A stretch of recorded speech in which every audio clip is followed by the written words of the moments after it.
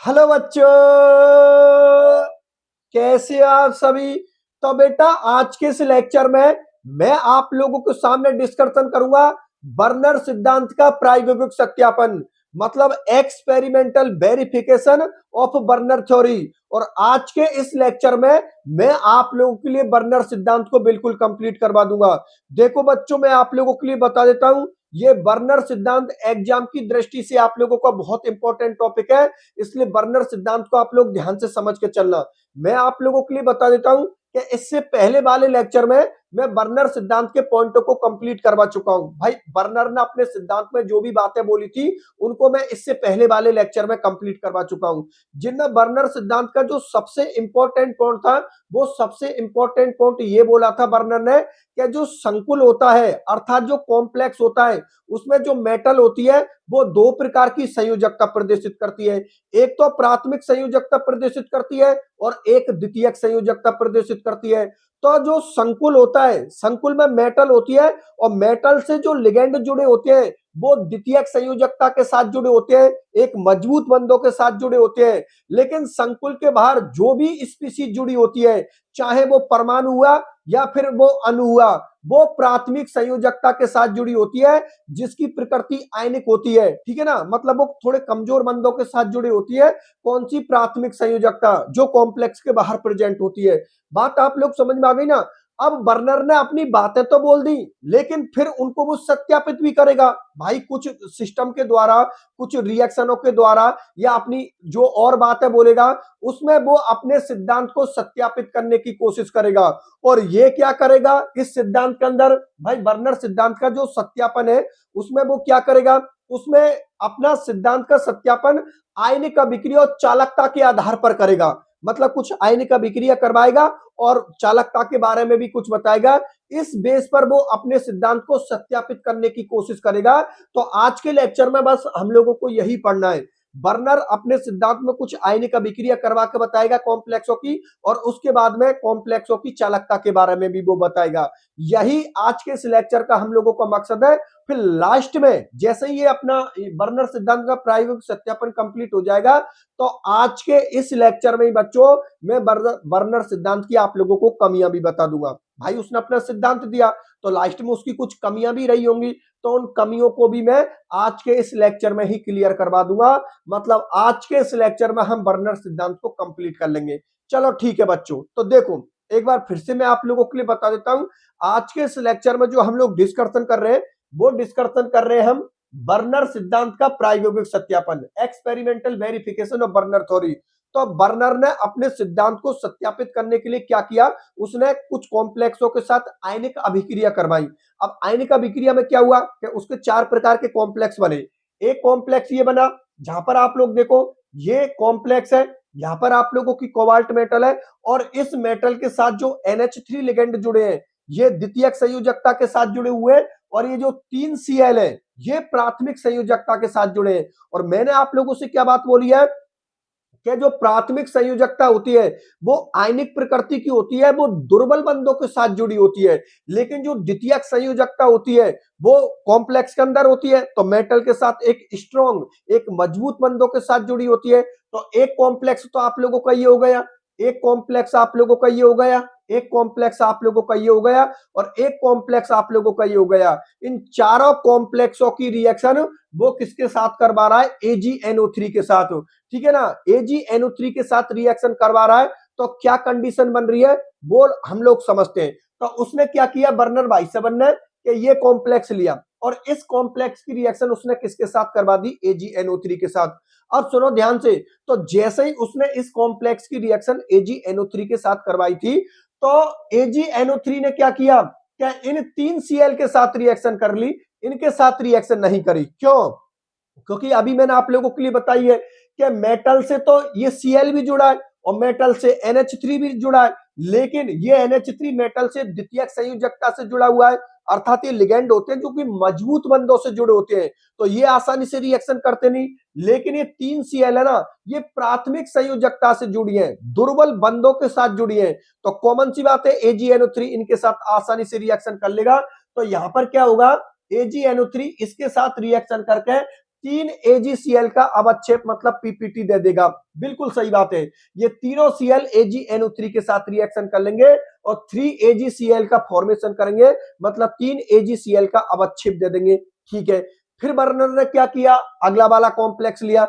अगले वाले कॉम्प्लेक्स में उसने क्या किया था कि एक NH3 को तो उसने बाहर निकाल दिया और यहां से एक Cl को उसने इंटर कर दिया। ठीक है, तो देखो अब भी मेटल के साथ 6 लिगेंड जुड़े हुए हैं, क्योंकि आप लोगों को पता है द्वितीयक संयोजकता की संख्या फिक्स होती है। यहाँ पर देखो 5 NH3 जुड़े हैं आप लोगों के और एक आप लोगों का Cl जुड़ा है। ठीक है, तो ये Cl अब कौन सी संयोजकता प्रदर्शित कर रहा है, द्वितीयक संयोजकता।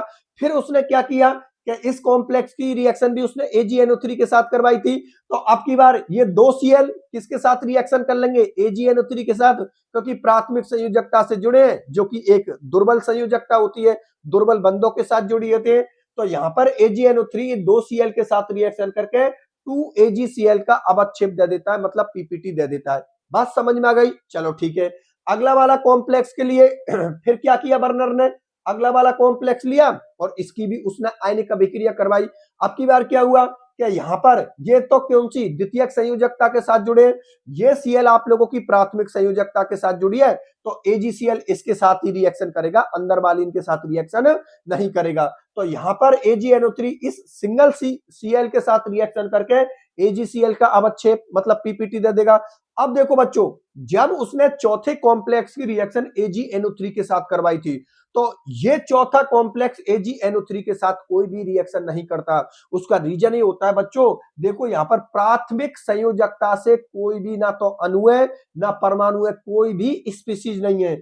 सबके सब कौन सी आप लोगों की द्वितीयक संयोजकता, और द्वितीयक संयोजकता के अंदर अर्थात जो मेटल के साथ जो द्वितीयक संयोजकता से जुड़े होते हैं वो लिगेंड होते हैं, जो कि मेटल के साथ उप सहसंयोजक बंध से जुड़े होते हैं, और उप सहसंयोजक बंध एक मजबूत बंध होता है।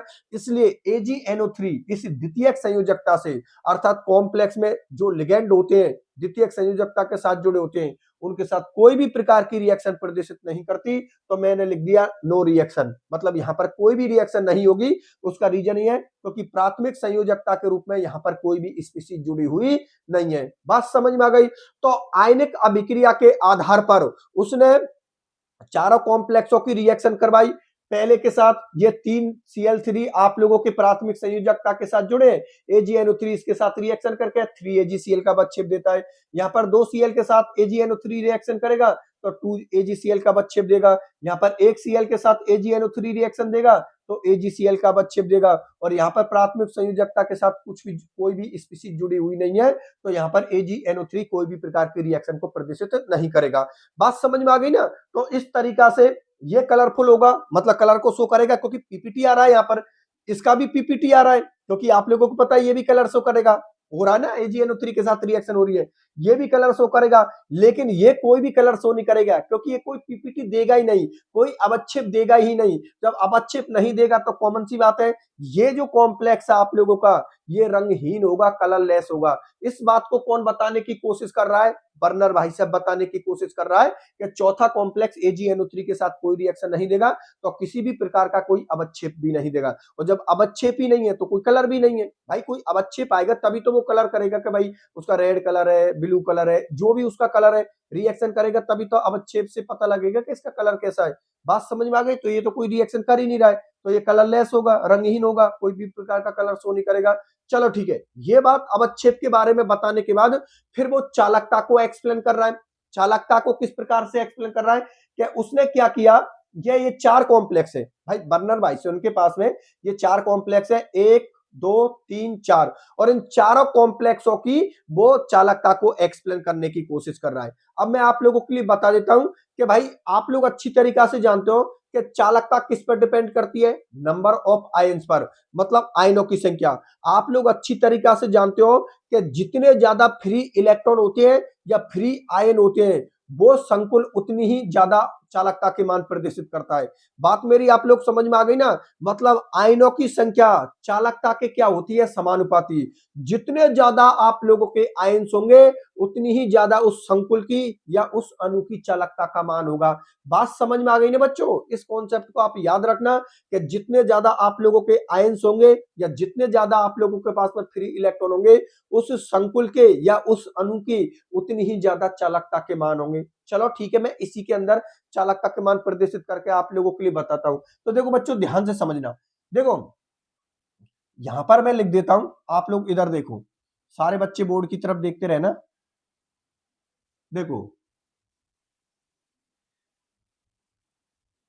ये तो आयनिक अभिक्रिया का कॉन्सेप्ट था जो उसने क्लियर कर दिया, ठीक है ना। यहां पर लिख देता हूं ये कौन हो गए, हमारे संकुल, ठीक है ना। ये कौन हो गए, हम लोगों के संकुल, ठीक है। और यहां पर लिख देता हूं बच्चों आयनों की संख्या, आयनों की संख्या, ठीक है। लिख गई आयनों की संख्या। यहां पर देखिए बच्चों गौर से, आप लोग अच्छी तरीके से जानते हो बर्नर ने पहले ही अपने पॉइंट में एक बात बोल दी थी कि कॉम्प्लेक्स के बाहर जो प्राथमिक संयोजकता के साथ हो कोई अणु या आयन या परमाणु जुड़ा हुआ है उसका सिर्फ इतना ही रोल होता है कि वो मेटल की ऑक्सीडेशन स्टेट सेट करने के लिए आता है। जैसे मेटल की ऑक्सीडेशन स्टेट सेट हो जाती है उसका रोल खत्म हो जाता है। इस बात को हम शुरू से ही अच्छी तरीके से जानते हैं। तो एक काम करते हैं, यहां पर इस Cl को हम आयन के रूप में कन्वर्ट कर देते हैं। कैसे कन्वर्ट कर देते हैं, क्या यहां पर आप लोगों को पता कितने Cl है, 3। अब तीनों Cl आप लोगों की प्राथमिक संयोजकता के साथ जुड़े हैं जिनको हम आसानी से हटा सकते हैं। तो एक काम करते हैं, इन तीनों Cl को गायब कर देते हैं। यहां पर एक Cl पर कितना चार्ज होता है, -1, तो 3 Cl पर कितना चार्ज होता है, -3, जो कि कॉम्प्लेक्स में जाती क्या हो जाएगा, +3। बिल्कुल सही बात है। तो यहां पर इस कॉम्प्लेक्स पर क्या लिख देता हूं बच्चों में, +3। चलो ठीक है। यहां पर देखिए बच्चों, यहां पर आप लोगों के कितने Cl है, 2 Cl है। 2 Cl पर 2 माइनस चार्ज है, मतलब कॉम्प्लेक्स में जाते ही यहां पर कितना चार्ज हो जाएगा, +2 चार्ज हो जाएगा। चलो ठीक है। इस वाले कॉम्प्लेक्स को देखिए बच्चों, यहां पर एक Cl है तो कॉम्प्लेक्स पर यहां पर एक प्लस लिख दीजिए, ठीक है। और यहां पर तो कोई कॉम्प्लेक्स है ही नहीं है, तो यहां पर तो कोई आयन ही नहीं है, आप लोगों का कोई स्पीसीज है ही नहीं है, तो कॉमन सी बात है इसमें तो कोई भी चार्ज आएगा नहीं। अब देखिए आप लोग, यहां पर इस कॉम्प्लेक्स पे आयन कितने हैं आप लोगों के, 3। इस कॉम्प्लेक्स पर आयन कितने आप लोगों के, 2। इस कॉम्प्लेक्स पर आयन कितना आप लोगों का, 1। और इस कॉम्प्लेक्स पर आयन कितना आप लोगों का, 0। बिल्कुल सही बात है। अरे भाई एक बात बताइए, ये कोई भी कॉम्प्लेक्स है, कोई भी संकुल है, इस के पास में कितने आयन है, 3। मैंने 3 यहां पर लिख दिए। इस कॉम्प्लेक्स के पास में कितने आयन है, 2। मैंने 2 यहां पर लिख दिए। इस कॉम्प्लेक्स के पास में कितना आयन है, 1 मैंने यहां पर लिख दिया। और इस कॉम्प्लेक्स में कोई भी आयन नहीं है, ना पॉजिटिव में ना नेगेटिव में, ठीक है ना। तो यहां पर मैंने क्या लिख दिया, 0। अब गौर से देखिए, अभी मैंने आप लोगों से क्या बात बोली है, मैंने बच्चों आप लोगों से ये बोली है कि जो चालकता होती है ना, जो चालकता होती है वो समानुपाती होती है आयनों की संख्या के, ठीक है ना। आयनों की संख्या के क्या होती है, चालकता समानुपाती, ठीक है ना। मतलब जितने ज्यादा कोई भी अणु हुआ या कोई भी संकुल हुआ उसके पास में जितने ज्यादा आयन होंगे उसकी चालकता के मान भी उतने ही ज्यादा होंगे, ठीक है ना। ये बात हम लोगों को समझ में आ गई। तो देखो जब हम ऊपर से नीचे की ओर जाते हैं, मतलब इन चारों कॉम्प्लेक्सों की तुलना करें, तो यहां पर क्या होगा, आयनों की संख्या क्या है, ऊपर से नीचे की ओर जाने पर घट रही है, तो यहां पर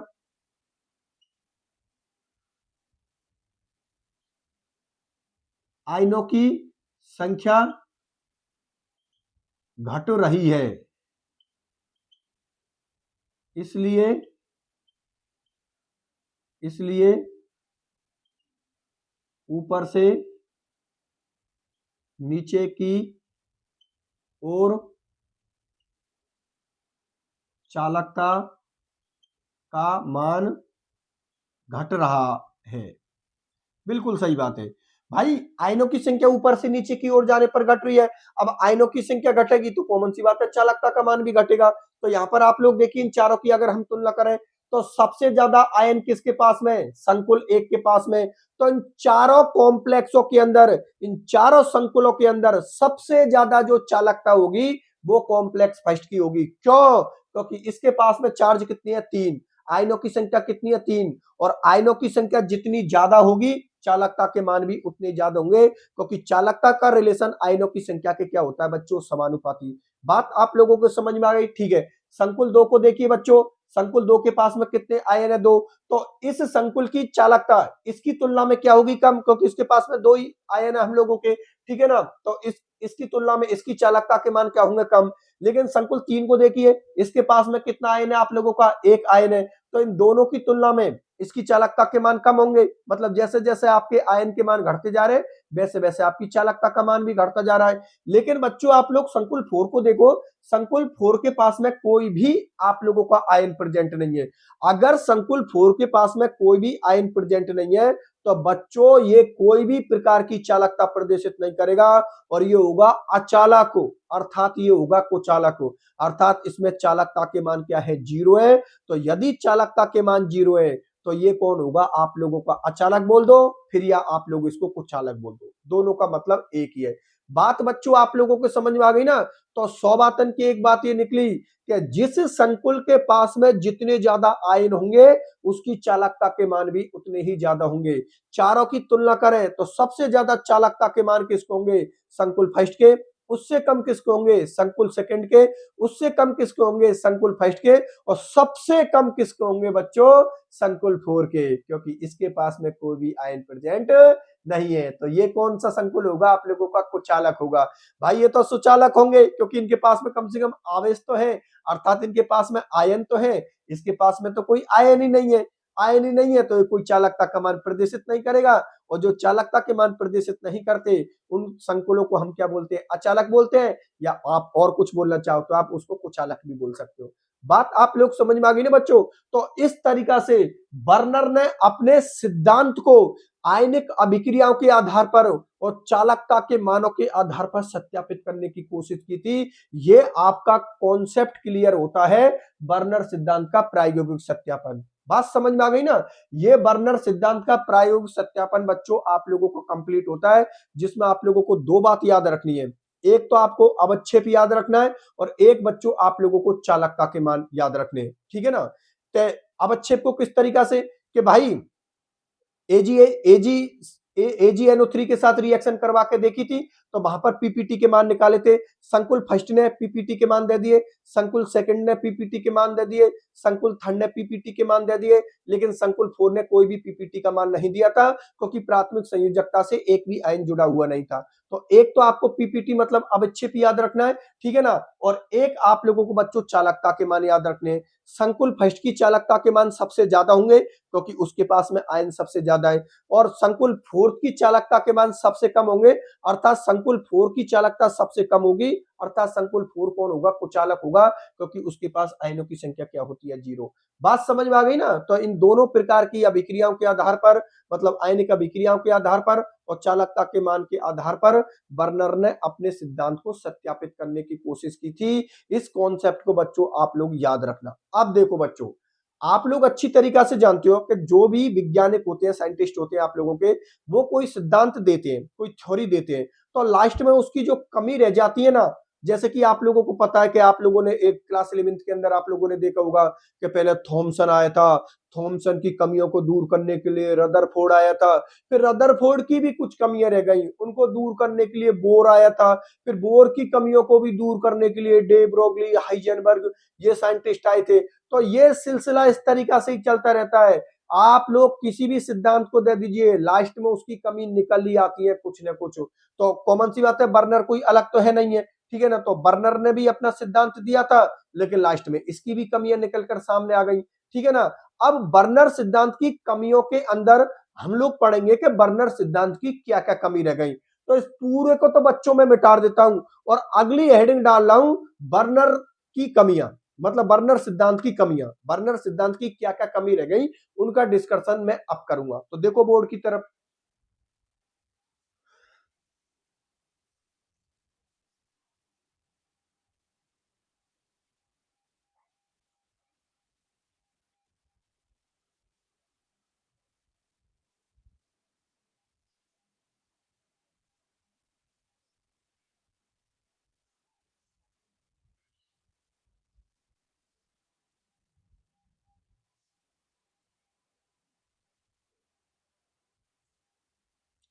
देखो बच्चों बोर्ड की तरफ, अगली हेडिंग हो गई आप लोगों की बर्नर सिद्धांत की कमियां, मतलब बर्नर सिद्धांत की क्या क्या कमी रह गई थी उनके बारे में मैं अब आप लोगों के सामने डिस्कशन करूंगा। आप लोग ध्यान से समझ के चलना। तो देखो, बर्नर सिद्धांत की यहाँ पर दो ही कमियां आप लोगों की, एक कमी मैंने ये लिख दी और एक कमी मैंने ये लिख दी। अब दोनों कमियों के बारे में मैं आप लोगों के सामने डिस्कशन कर लेता हूं। पहली कमी तो बर्नर की क्या रही थी कि भाई बर्नर ने ये बात बोली थी कि जो कॉम्प्लेक्स होता है उनमें जो मेटल होती है वो मेटल दो प्रकार की संयोजकता प्रदर्शित करती है, प्राथमिक संयोजकता और द्वितीयक संयोजकता। लेकिन आप लोगों ने उस कॉम्प्लेक्स को देखा था, ये जो कॉम्प्लेक्स था COCl3.6NH3, ये जो आप लोगों का कॉम्प्लेक्स था COCl3.6NH3, इस कॉम्प्लेक्स के अंदर जो Cl माइनस आयन था आप लोगों का, ये दोनों प्रकार की संयोजकता प्रदर्शित कर रहा था। ये प्राथमिक संयोजकता भी प्रदर्शित कर रहा था और ये द्वितीयक संयोजकता भी प्रदर्शित कर रहा था। कॉम्प्लेक्स के बाहर वो प्राथमिक संयोजकता प्रदर्शित कर रहा था, कॉम्प्लेक्स के अंदर वो द्वितीयक संयोजकता प्रदर्शित कर रहा था। ये कैसे संभव है, इसके बारे में जब लोगों ने बर्नर से सवाल किया था तो बर्नर के पास में कोई भी जवाब नहीं था। तो लोगों ने बर्नर की इस कमी को बना दिया। कमी क्या है, एक बार दोबारा से आप लोग पढ़ के देख लीजिए। कमी यह है कि COCl3.6NH3 जो आप लोगों का संकुल है, संकुल में Cl माइनस आयन, ठीक है ना, Cl माइनस आयन संकुल के अंदर दोनों प्रकार की संयोजकता है, प्राथमिक में द्वितीयक को प्रदर्शित करते हैं। यह कैसे संभव है, इसे बर्नर नहीं समझा पाया, जो कि बर्नर सिद्धांत की सबसे बड़ी कमी है। बिल्कुल सही बात है, कॉम्प्लेक्स के अंदर जो Cl माइनस आयन है वो कई कई जगह पर प्राथमिक संयोजकता को प्रदर्शित कर रहा है, कई कई जगह पर वो द्वितीयक संयोजकता को प्रदर्शित कर रहा है। ये कैसे संभव है, जब लोगों ने बर्नर से इस सवाल को किया था तो बर्नर भाई साहब के पास में कोई भी जवाब नहीं था, तो लोगों ने बर्नर की ये कमी बना दी, जो कि उसकी सबसे बड़ी कमी है। क्यों, क्योंकि बर्नर के सिद्धांत का जो सबसे बड़ा पॉइंट था वो था संयोजकता, और संयोजकता को ही वो सही तरीका से एक्सप्लेन नहीं कर पाया, तो लोगों ने उसकी इस कमी को बना दिया। बात समझ में आ गई ना, इसलिए मैंने लिखा है जो कि बर्नर सिद्धांत की सबसे बड़ी कमी है। चलो ठीक है, दूसरी वाली कमी को देखिए। देखो बच्चों, हमने पूरा बर्नर सिद्धांत पढ़ लिया, ठीक है ना, बर्नर के 7 पॉइंट पढ़ लिए। आज के इस लेक्चर में हमने बर्नर सिद्धांत का प्रायोगिक सत्यापन भी देख लिया। लेकिन आप लोगों ने गौर से देखा होगा, नोटिस की होगी ये बात कि बर्नर ने अपने सिद्धांत में कहीं पर भी चुंबकीय गुणों के बारे में कोई बात नहीं कही थी। मेटल और लिगेंड की क्या प्रकृति होती है इसके बारे में उसने कोई बात नहीं कही थी, ना ही उसने रंग गुणों को एक्सप्लेन किया था। तो ये भी बर्नर की क्या हो गई कमी। लोगों ने बर्नर से सवाल किया था कि भाई मेटल और लिगेंड की क्या केमिस्ट्री होती है, इसके बारे में कुछ बता। बर्नर ने कुछ भी नहीं बताया, लोगों ने उसकी कमी बना दी। फिर बर्नर से लोगों ने सवाल किया कि भाई ये जो तू कॉम्प्लेक्स दे रहा है ना, इसके चुंबकीय गुणों को बता। बर्नर इसको भी एक्सप्लेन नहीं कर पाया, तो लोगों ने उसकी ये भी कमी बना दी। फिर लोगों ने पूछा कि भाई एक बात होता है इनके रंग गुणों को ही एक्सप्लेन कर दे, तो रंग गुणों को भी बर्नर पूरी तरीका से एक्सप्लेन नहीं कर पाया, तो लोगों ने बर्नर की ये भी एक कमी बना दी। बात समझ में आ गई नहीं बच्चों, इन तीनों को मैंने एक ही पॉइंट में लिख दिया, दूसरे नंबर के पॉइंट में। अब इस पॉइंट को आप लोग पढ़ के देखो बर्नर सिद्धांत की कमियों के अंदर, ठीक है ना। अब देखो, बर्नर सिद्धांत ने संकुलों में धातु लिगेंड के मध्य की प्रकृति, संकुलों में चुंबकीय गुण, संकुलों में रंग गुण आदि के बारे में उसने कोई भी जानकारी नहीं दी थी। अगर उसने कोई जानकारी नहीं दी तो लोगों ने उसकी ये कमी बना दी। बात समझ में आ गई ना बच्चों। तो इस तरीका से बर्नर सिद्धांत की हम लोगों ने कितनी कमी पड़ी है, दो। एक कमी उसकी किसकी हो गई, प्राथमिक द्वितीयक संयोजकता की, कि जो Cl माइनस आयन था वो प्राथमिक संयोजकता भी प्रदर्शित कर रहा था कुछ कॉम्प्लेक्सों के अंदर, और कुछ कॉम्प्लेक्सों के अंदर वो द्वितीयक संयोजकता भी प्रदर्शित कर रहा था। ये कैसे पॉसिबल है, इसको बर्नर एक्सप्लेन नहीं कर पाया। दूसरी कमी को भी याद रख लेना, दूसरी कमी में वो ये नहीं बता पाया कि भाई मेटल और लिगेंड के बंध में जो बंध की प्रकृति होती है वो कैसी होती है, क्यों होती है, कोई बात नहीं कही। चुंबकीय गुणों के बारे में कोई बात नहीं की, रंग गुणों के बारे में उसने कोई भी बात नहीं की। और भी बहुत सारे ऐसे पॉइंट बना सकते हो जो कि बर्नर सिद्धांत की कमी हो सकती है, लेकिन हम लोगों ने इसके मेन दो पॉइंटों को समझ लिया। बात समझ में आ गई ना बच्चों। और इसी के साथ बर्नर सिद्धांत की कमियां भी हम लोगों की कंप्लीट होती हैं, और इसी के साथ बर्नर सिद्धांत जो हम लोगों को टॉपिक चल रहा था बच्चों, वो भी हम लोगों का कंप्लीट होता है। बात समझ में आ गई ना। बर्नर सिद्धांत को हमने कितने लेक्चर में कंप्लीट कर लिया बच्चों, हम लोगों ने 2 लेक्चर में कंप्लीट कर लिया। अब देखो, बर्नर सिद्धांत को आप लोग याद कर लेना, क्योंकि बर्नर सिद्धांत बच्चों एग्जाम की दृष्टि से बहुत इंपॉर्टेंट टॉपिक है आप लोगों का। कहीं से भी एग्जामिनर आप लोगों से सवाल पुट कर सकता है, इसलिए बर्नर सिद्धांत को अच्छी तरीके से याद कर लेना, ठीक है ना। लेकिन फिर भी मैं बर्नर सिद्धांत की कुछ आउटलाइन बता देता हूं जिनको आप लोग याद रख लेना। देखो भाई, बर्नर सिद्धांत जब दिया था बर्नर ने, तो उसमें मेन फोकस किया था उसने प्राथमिक और द्वितीयक संयोजकता। तो एक तो आप लोग प्राथमिक द्वितीयक संयोजकता को याद रख लेना, एक दो उनके डिफरेंस याद रख लेना। अगर कोई पूछ ले कि भाई प्राथमिक संयोजकता और द्वितीयक संयोजकता में क्या अंतर होते हैं, तो 7 पॉइंटों में मैंने बड़ी अच्छी तरीके से एक्सप्लेन किया है। आप लोग याद रख लेना प्राथमिक संयोजकता द्वितीयक संयोजकता को।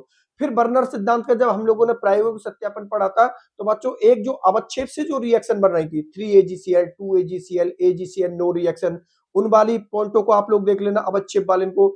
चालकता वाले पॉइंटों को आप लोग देख लेना कि भाई चालकता में कौन सा संकुल सबसे ज्यादा चालकता प्रदर्शित कर रहा है, कौन सा संकुल सबसे कम चालकता प्रदर्शित कर रहा है और क्यों कर रहा है। तो आप लोगों को बता ही दिया भाई, चालकता होती है वो किस पर डिपेंड करती है, आयनों की संख्या पर। तो चालकता समानुपाती आयनों की संख्या, जितने ज्यादा आयन होंगे संकुल उतनी ज्यादा चालकता के मान शो करेगा, और जितने कम आयन होंगे संकुल उतनी ही कम चालकता के मान शो करेगा। बात समझ में आ गई। और लास्ट में बच्चों बर्नर सिद्धांत की कमियों को भी याद कर लेना। दो कमी लिखाई है, दोनों कमियों को आप अच्छी तरीके से याद कर लेना। अगर किसी भी बच्चे को कोई भी प्रॉब्लम होती है तो बच्चों आप लोग कमेंट सेक्शन में लिख देना, मैं आप लोगों को रिप्लाई दूंगा। आप लोगों का कॉन्सेप्ट बिल्कुल क्लियर होना चाहिए, किसी भी तरीका से कोई भी आप लोगों का डाउट नहीं होना चाहिए। अगर डाउट होता है तो आप कमेंट सेक्शन में लिख देना, मैं आप लोगों को रिप्लाई दे दूंगा। और बच्चों सबसे इंपॉर्टेंट बात कि जो भी मैं आप लोगों को पढ़ा रहा हूं लिखा रहा हूं, ये सारे के सारे चीज बच्चों मैं नोट्स के अकॉर्डिंग करवा रहा हूं। तो प्रत्येक बच्चे के पास में मेरे वाले नोट्स होने चाहिए, और मेरे वाले नोट्स बच्चों आप लोगों को मिलेंगे प्ले स्टोर पर। जब आप जाओगे तो वहां पर राम चतुर्वेदी एकेडमी सर्च करोगे तो वहां पर आप लोगों को मेरा ऐप शो हो जाएगा। मेरे ऐप की जो पहचान होगी ना बच्चों, वो होगा मेरा लोगो। ऐप का जो लोगो होता है ना, वहां पर बच्चों मेरा फोटो लगा है। मेरे फोटो को देखते ही आप लोग पहचान जाओगे कि ये सर का ही ऐप है। तो सभी बच्चे जाओ प्ले स्टोर पर, वहां से राम चतुर्वेदी एकेडमी ऐप को सर्च करो, और वहां से इन सभी नोट्सों को आप लोग डाउनलोड कर लो, जो भी मैं आप लोगों के लिए लिखा रहा हूं पढ़ा रहा हूं। नोट्स बच्चों आप लोगों को दोनों मीडियम में मिलेंगे। हिंदी मीडियम वाले बच्चों को हिंदी मीडियम के नोट्स मिलेंगे, और इंग्लिश मीडियम वाले बच्चों को इंग्लिश मीडियम के नोट्स मिलेंगे। बात समझ में आ गई बच्चों? चलो ठीक है। अब एक बात और बता देता हूं, देखो बेटा, आप लोग वीडियो देख लेते हो, कुछ बच्चे ऐसे होते हैं सब्सक्राइब नहीं करते हैं। देखो, आप हम लोगों की फैमिली का सदस्य तभी अच्छी तरीका से बन पाओगे जब आप लोग चैनल सब्सक्राइब करोगे। क्यों? क्योंकि जो भी मैं आप लोगों के लिए कंटेंट डालता हूं उसका नोटिफिकेशन बच्चों आप लोगों को मिल जाएगा कि भाई सर ने क्लासेस डाली है, ठीक है ना। इसलिए जिन बच्चों ने अब तक इस यूट्यूब चैनल को सब्सक्राइब नहीं किया, वो सभी बच्चे इस यूट्यूब चैनल को सब्सक्राइब कर देना, वीडियो को लाइक कर देना, और जितने भी आप लोगों के फ्रेंड हैं उन सभी फ्रेंडों के बीच में बच्चों आप लोग इसकी लिंक को शेयर कर देना, जिससे ज्यादा से ज्यादा बच्चे हम लोगों से जुड़ सके, हमारी फैमिली का एक सदस्य बन सके। जितना ज्यादा बच्चों आप लोग मुझे सपोर्ट करोगे, उतना ही ज्यादा आप लोगों का फायदा होने वाला है, क्योंकि जितना सपोर्ट आपकी तरफ से मिलेगा मैं ज्यादा से ज्यादा क्लासेज आप लोगों के बीच में लाऊंगा। और बच्चों ये सारी क्लासेज आप लोगों की फ्री चल रही है, आपको पता है यहाँ पर आप लोगों से कोई भी रुपया नहीं लिया जा रहा है, कोई भी रुपया आप लोगों से नहीं लिया जा रहा है। सारी क्लासेज आपकी यूट्यूब पर बच्चों ये फ्री चल रही है, ठीक है ना। अगर आपका कोई भी डाउट होता है तो कोचिंग का हेल्पलाइन नंबर है, वहां पर भी आप लोग मेरे से पूछ सकते हो। ठीक है बच्चों, तो फिर आज के लेक्चर को मैं यहीं कर रखता हूं, मिलता हूं फिर अगले लेक्चर में, तब तक के लिए बाय बाय।